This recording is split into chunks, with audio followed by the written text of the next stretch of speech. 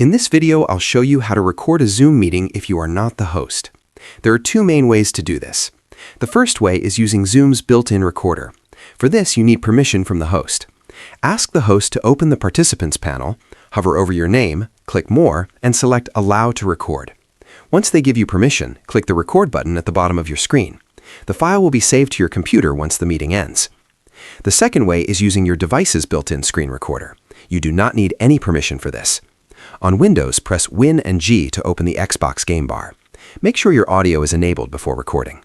On Mac, press Shift Command and 5. Select New Screen Recording and choose your audio source. On iPhone, open your Control Center and tap Screen Recording. Long press it and make sure the microphone is turned on. On Android, swipe down to open Quick Settings and tap Screen Recorder. Make sure device audio is selected so the meeting sound gets recorded. One important thing to keep in mind, recording someone without their consent may be illegal depending on where you live. Always let participants know before you start recording. That is how you do it.